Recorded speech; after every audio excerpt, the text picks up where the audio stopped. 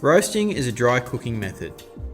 When oven roasting, food is cooked through conduction from contact with a hot cooking vessel and convection through the hot air. When roasting on a spit, it heats with convection through hot air and radiation from the heating elements. Oven roasting uses air as its primary method of heat transfer, which is slow but penetrates the food evenly. As a result, it is an excellent way of cooking large cuts of meat and whole fish, poultry, and vegetables. Before roasting, the food is coated with fat or oil. This aids in heat transfer on the surface of the food, resulting in a crispy surface.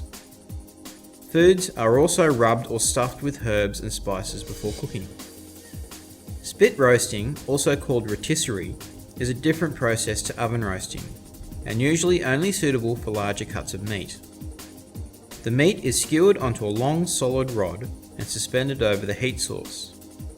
An electric motor continuously rotates the meat throughout the cooking process, ensuring even cooking of the food. Food requires constant basting to replenish lost moisture. It is important that the rotisserie is evenly balanced so that it turns smoothly. As a result, many cuts of meat need to be trussed and a counterweight applied to the spit.